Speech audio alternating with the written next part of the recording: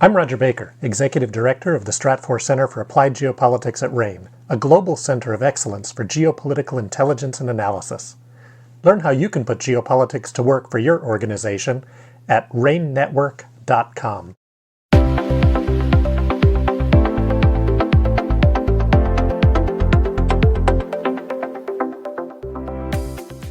Hello and welcome to the RANE Insights series from RANE Network. In this episode, founder of RANE, David Lawrence, sits down with Margaret Wallace, Assistant Professor of Aviation Management at the Florida Institute of Technology. Prior to Florida Tech, Wallace was Department Chair and Assistant Professor at Hampton University in Hampton, Virginia. She spent over 15 years in the aviation industry prior to teaching as an airport manager at Ramstein Air Base in Germany and an air traffic controller for over a decade in the U.S. Air Force. Let's dive into the discussion. We hope you enjoy this episode. Margaret, a great pleasure to greet you on. This is our first podcast together, and so thank you. It comes at a very opportune time where the issue of air travel and air traffic safety are very much headline issues. So thank you for spending some time. Not a problem. I thought we might begin by having you speak about your role. I know you've been involved in it for a fair amount of time. That's correct. I got my start in the Air Force. I went in and they said I was going to be an air traffic controller, and I saluted politely and said, yes, sir, and went through training there. And after I got out, I got my degrees finished and kind of came across teaching air traffic control as a not intentional thing, but learned to love it. And right now I work at Florida Institute of Technology, and I teach air traffic control there.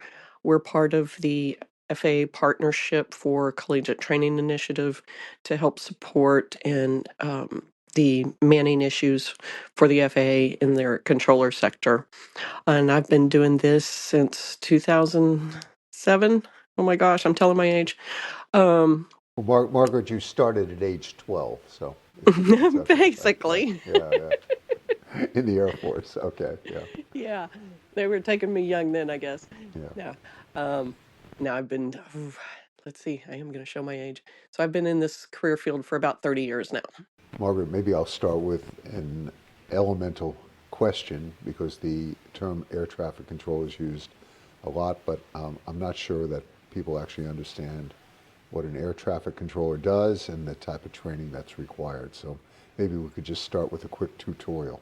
There's several types of facilities that air traffic controllers operate in or operate out of. We all know the tower that we see at airports. And then there are two types of radar facilities, and we generally don't see those air traffic controllers too much. We can hear them, but we can't see them. And they're in a dark room somewhere talking to airplanes. But those are, again, radar facilities that work the airspace above us, whereas the tower operates around airport environment. The training involved, if you go through the FAA, I went through the Air Force, but if you go through the FAA, you have to get hired and you'll go to what's called the Mike Maroney Air Traffic Control Academy, and that's in Oklahoma City. It takes, from starting at the academy, you'll probably be there 3 to 5 months. And then you go to your facility, and to be a certified professional controller, it could take another 2 to 5 years to have someone who is what we call a CPC, a certified professional controller, that can work on their own without supervision. So we have this rotation of the workforce because they have to retire by their 57th birthday. So we have this constant rotation where people are retiring in large amounts, which is giving us this shortage of air traffic controllers on a routine basis. Part of the problem is because everybody goes through the academy in Oklahoma City, they can only put so many students through at any one time due to resources. So, and not everybody makes it. So I think right now, last they said, probably about 60% of the people that they hire every year are actually becoming certified professional controllers. So those people that take up that academy space that don't make it in the end, that still puts us in a cycle where we're short of controllers. And implicit in what you're describing is a rigorous training program. And, Very much so. and talk to us just a little bit about the skill sets that are required and the day-to-day responsibilities that controllers have. Skill set, memory skills, quick decision making, because speed has a lot to do with it. And that's something that they're tested for prior to getting a job. Um, there's what's called the Air Traffic Skills Aptitude Test, and it tests cognitive skills, again, memory, decision making, the speed of decision making, and a little bit of math and personality stuff. But it is a very intense job. Um, you have to have a kind of a strong stomach for it, I guess we could say, in that it is intense. It's fast moving, because planes don't just stop for you. And when it gets busy, it can be extremely intense. There's not a lot of time for procrastination, I guess is the best way to say that, because you just have to make that decision, and some people can't handle that kind of stress. Okay, and you talk about intensity in our prior conversation that we had. Obviously, Mhm. the responsibilities for guiding planes, takeoff, landings in emergency situations, dealing with weather patterns and the risks of weather, channeling them in their respective, at times, when planes have to circle and keeping track of all of the airplanes, and being able to do all of that on a constant basis because of the traffic at the various airports. That's the intensity that you're referring to. There's obviously several factors that play into it. As we talked before, whether the number of aircraft that you may have to work, there's coordination that goes on in the background on top of all those things. So we're talking to other controllers, whether they're in our facility or at other facilities. So there's a lot that goes on in the background that may not be evident to everyone. But the intensity, when we lose that part of our standardization. So there are procedures built in that try to help relieve some of that. For instance, when someone is arriving, there's a standard pattern that everybody takes so that we kind of play follow the leader with them to an extent. But when that's disrupted by either technology, weather, birds, we've just seen that recently, that puts more workload on the controller themselves. So they're still doing everything else in the background, but chances are they're doing a lot more coordination because it's not that standard flow that is so helpful during busy traffic. All right, and the intensity obviously is part of that, Margaret, is the margins of error that Mm-hmm. one has recognizes that they have a great responsibility, and you have planes that are flying at multiple hundreds of miles an hour. Um, and so being able to keep track of the planes and keeping track of what other controllers are communicating and the weather patterns and any distress signals, no less. Margaret, I'm not trying to make this overly complicated, but one has to monitor aircraft, and you referenced birds, things that might be in the air that shouldn't be up there in the path of these airplanes. Drones is a hot topic these days, in and around airports, and they become a hazard. There's some things we just can't control, like birds. Or when I was in California, there was a volcano explosion, and we had ash in the air that we had to get aircraft around. Things that we don't normally think are dangers to aircraft, there actually is quite a few dangers that's just in the air. I'm sure the smoke in California was a hazard trying to move aircraft out there. There's so much debris in smoke and fire and ash that we don't normally think about. And it increases the intensity level because now we have to work around all those factors and still try and keep the same airspace capacity, meaning keeping those aircraft moving, get to their destinations on time and safely. So yeah, it can be very intense when there's outside factors. Recently, there was a FedEx plane that had to make an emergency landing because of a bird strike and the engine caught fire. Drone aircraft, recreational or otherwise, that's up there. I, without dating myself, Margaret, I still remember when lasers first became popular. Some people thought it would be amusing to point a laser at aircraft and possibly distract pilots, and the reporting of that. And of course, air traffic controllers, I assume, get the messages about, I'm not sure what to call them these days, but the flying objects that nobody can identify, right?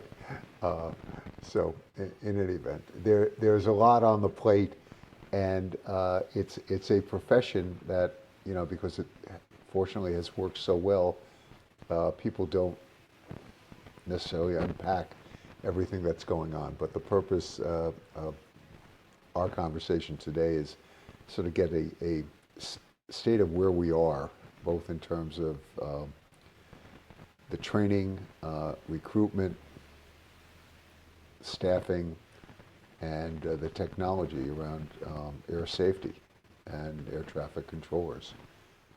Well, we are short, which means the controllers are being fatigued more so than usual, working longer hours, more days a week than they might normally do. And with any job, that's going to take its toll. The FAA is trying to, as quickly as possible as they can, get people through the academy to their position, but they take the training very seriously. And because they do, and it takes so long to do it, I think that keeps our risk factor to a minimum because the training is very intense and not everybody can do it. Not everybody's going to make it. And they are very critical as to who does make it through the program. So in that aspect, our safety is better than it certainly could have been if we didn't take our training so seriously and we weren't so adamant about who can do this job and who can't. As far as the technology, I think we could be a little bit further along. I know 15 years ago I was working with a research company. They were trying to do like a 3D modeling as opposed to the bird's eye view that we get on our radar. I don't know if that ever came to fruition, but that was 15 years ago and we still haven't seen much improvement on that. I think we could use a lot more predictive tools that could help controllers. So most everything, the way operations go, are more reactive based on the information we have in front of us. If there could be more information or technology that could help predict and give controllers more timing to make decisions as opposed to being reactive to everything, I think that would be very helpful. And it would take a lot of the workload off of the controller to be able to have that type of technology available to us. Now, I'm not a tech person, so I don't want to speak to what's available, but I would assume that that would come in some type of AI tool to provide controllers assistance in that manner. Excuse me. Right now, we're working with a primary radar system that came out in World War II, and we've been using that same primary radar system. We have added some technology to it GPS type technology, so we can get more real-time information. But again, that's information we get right now, and we have to react to it, as opposed to any predictive tools that we might be able to incorporate. And we don't have one unified system. We've got the primary radar system, and on top of that you have a secondary that provides informational things. And then you have a GPS on top of that. So there's all these layers of technology, but we don't have any unified system specifically to assist controllers and minimize their workload. So Margaret, let me go back to something you said, World War II radar technology, and that we haven't seen an upgrade.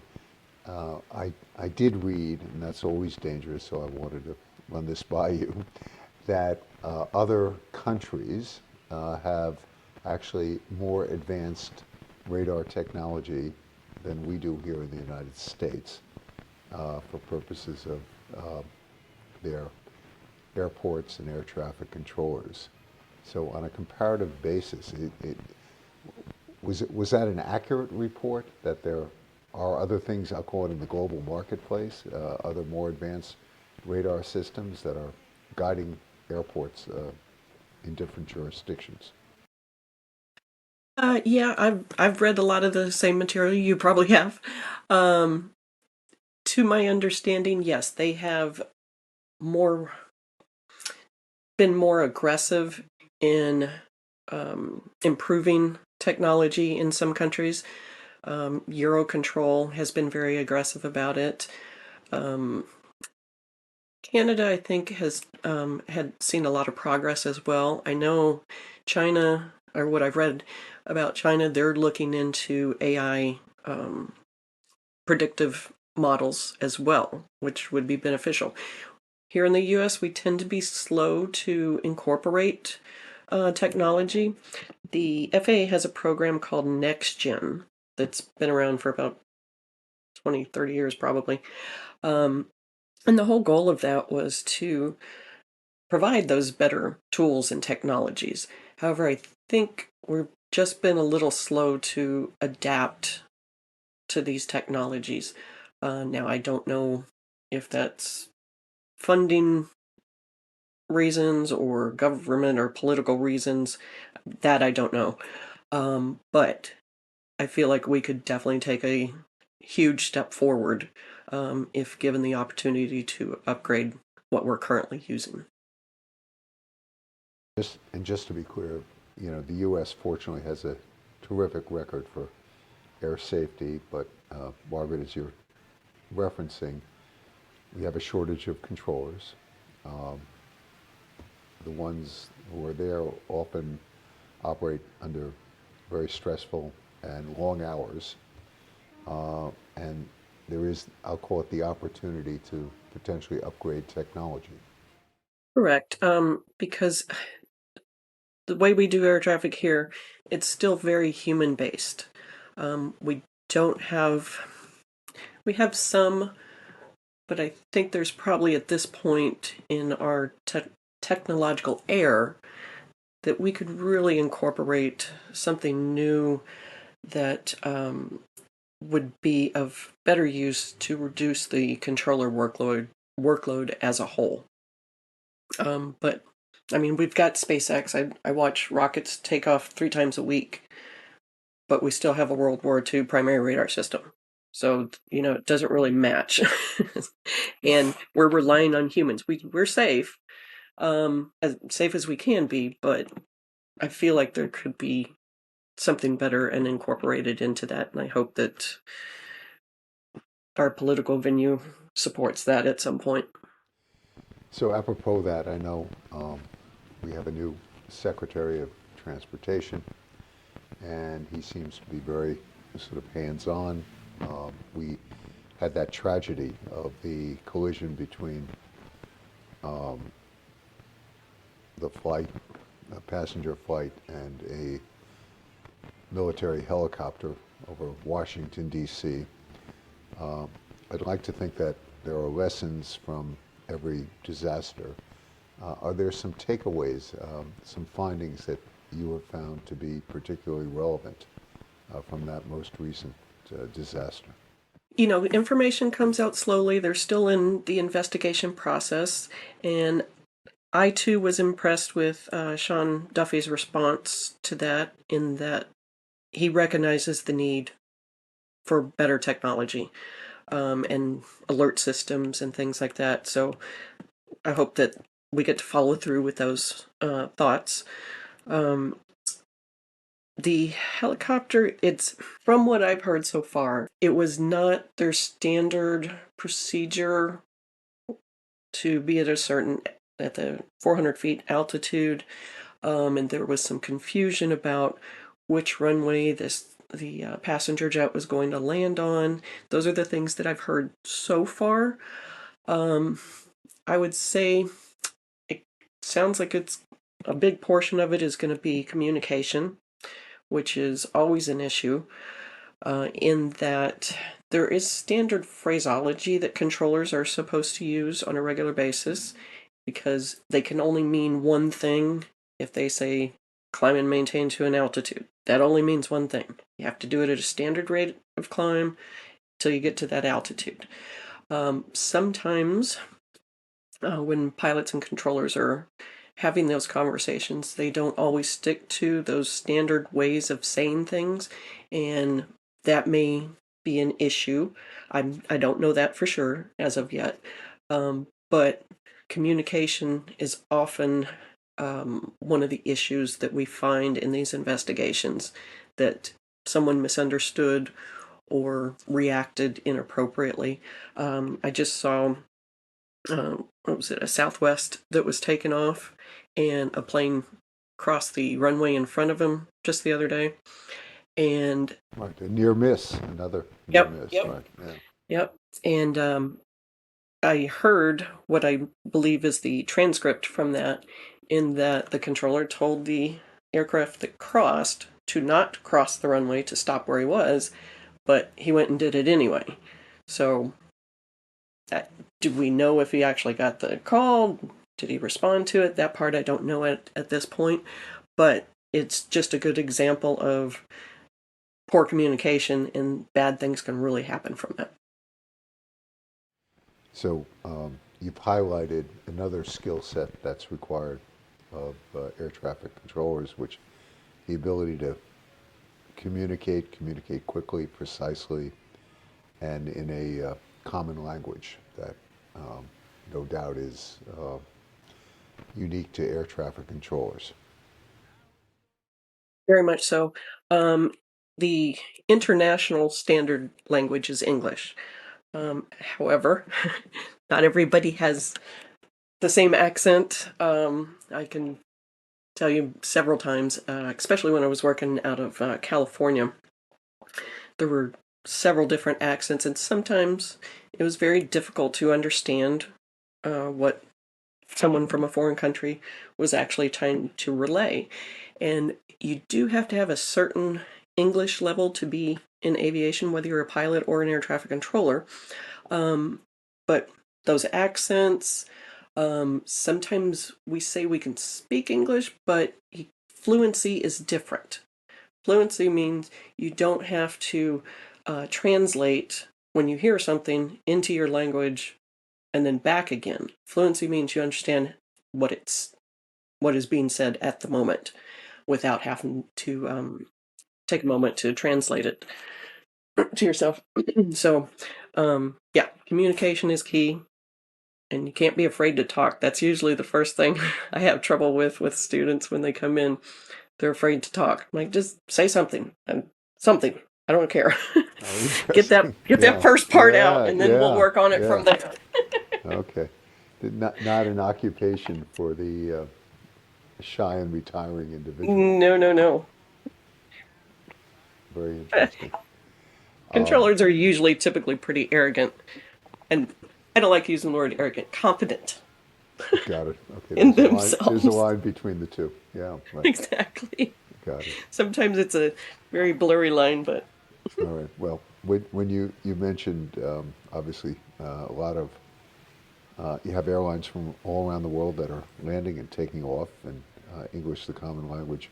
When you were talking about the accents, et cetera, I couldn't help but again I won't date myself, but when I started law school a number of years ago at the University of Texas, I was one of the few people from the Northeast there, but um, the a good portion of the professors were from places like New York and Boston and Chicago and such. And I was able to make fast friends there, Margaret. Why? Because people couldn't understand what the professor was saying, and they were constantly asking to borrow my notes, which I was happy to, to share. Okay, but yes, um, yeah, my New York ear was attuned to those northeastern accents. So a point well taken. Yeah, I As will say it's a skill I've developed being able to translate for people yeah, after listening to so many accents all those years. I'd like to take a moment to talk about, and this is not to get into the politics of DEI, but recruitment efforts and the people who potentially apply, but sort of how you're at FIT. Hmm. How does the school find its students? How do they come to FIT? I think same manner recruiting efforts. But as far as the air traffic control and pilot, they do have to go through a medical clearance. There is a very specific medical clearance. Now, to do the air traffic training, we don't require them to do that because we're not certifying them at the school. If we move into a certification process, we would have to have that accomplished before they could begin the program. Our program is for a preferential hiring with the FAA. There's no guaranteed job, so we don't do those medical things, but we make sure that they understand if they really want to come to learn to do the job, that they're going to have to meet those. So ours is more recommended for them to go to um, a certified FAA medical examiner to ensure that they're going to at least be able to meet these abilities if they get hired. So but um, and again, I don't want to get into DEI or anything like that either. Um, but there is a very specific medical process that they have to go through. If vision is an issue, if there's something neurological that would cause them to have some type of attack when they're in position, anxiety, things like that, that could be detrimental in a high stress job, they wouldn't make it through. That's something that would preclude them from being qualified to do the job. And same with security issues. If they have to get a security clearance, so if there's anything in their past or present that could be a concern for national interest, again, they would not be qualified to work in air traffic. So I guess the best thing I could say on that is it is equal opportunity. However, there are factors that may prohibit certain people from being able to do that job. Okay, and as I understand your role as a professor at FIT, you train people, but ultimately, like any other school, you know, whether they are hired in this in a particular field or job, there are other qualifications that have to be met before that occurs. Last thing I wanted to cover is when the spotlight of media goes on air traffic safety and the air traffic controllers, we immediately think of the major airports. But of course, there are thousands of airports across the United States, many of which are more local, some are remote. You also have the military, which has its own air bases. And maybe you could just talk to us a little bit about the network of air traffic controllers across the country. It's basically three sources, we'll call them, in general. You have the FAA, who hires for busier airports and things like that.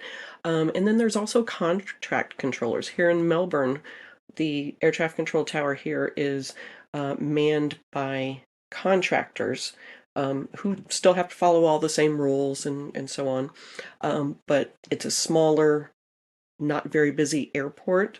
So as opposed to having FAA controllers, they'll contract out that service, kind of a privatization type thing. And then you have your military controllers. So those are going to be kind of your big three sources for air traffic. Military usually has a little bit of specific operations that they need to adhere to, which may be a little bit different than what happens in Orlando Airport. The number of aircraft versus the performance of aircraft can differ greatly from the military to civilian world. You know, big passenger jets typically have the same performance, speed, altitude capabilities, whereas fighter jets move a lot faster and need to be a lot quicker for that type of stuff. And then, you know, smaller, less busy airports. I think one of the biggest problems I've ever seen there, yes, they're not as busy, but there's room for complacency because they're not busy, which I've seen contribute to factors in near misses and things like that. But overall, you know, there's different levels of intensity at each and every airport, and no two airports are the same. So anytime a controller gets hired to, let's say, go to Orlando Tower, if they decide to move, they have to start training not from the very beginning, but at the new place, they've got to learn the airspace, they've got to learn the procedures for that particular airport, the commonalities of aircraft performance. So every time you change, you got to go into training again. Doesn't take the whole 2 to 5 years, depending on your skill set and if it's the same type of facility. But it could take up to a year if you're going from somewhere less busy to somewhere that's more busy, or vice versa, simply because the operations are more intense. It's a great point, which I hadn't thought of, but obviously the ability of, or the mobility of air traffic controllers, there's a learning curve no matter where you go. That's what I'm hearing you say. And it can be a significant learning curve. So yet another level of training. Somebody's going from one airport to another, and obviously geographies and how busy an airport is and weather conditions and that type of thing.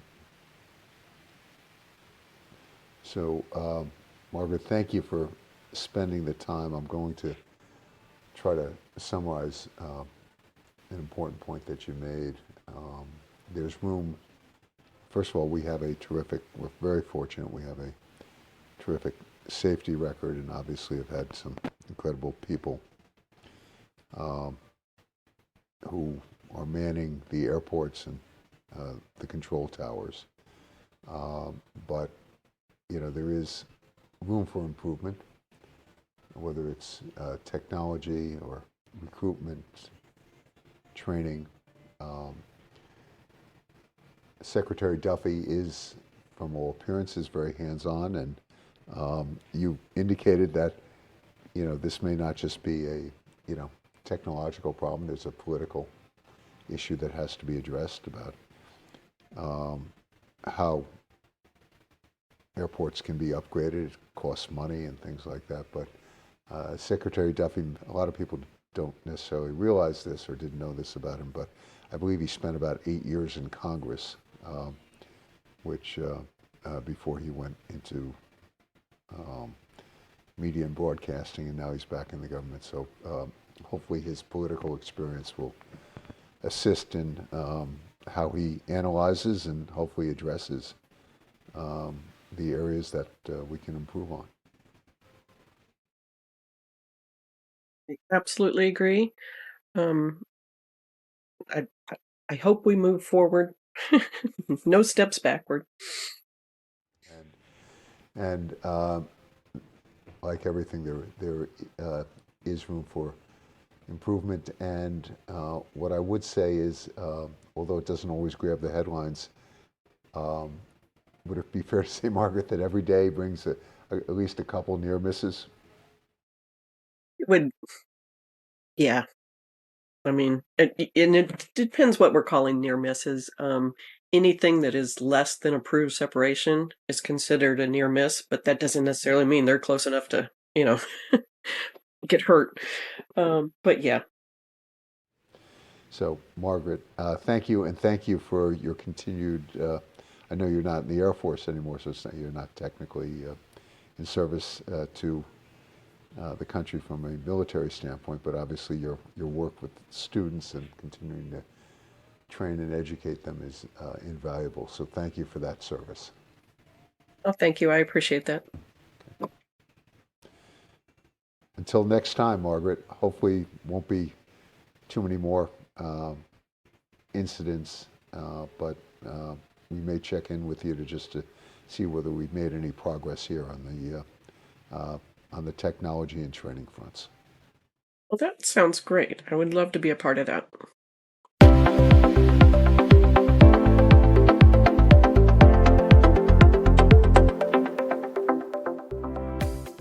Thanks for listening to this episode of the RANE Insights series from RANE Network. Want more risk intelligence content? Subscribe to the RANE podcast series wherever you get your podcasts, or visit our website at ranenetwork.com. That's RANE network.com. Thank you for listening.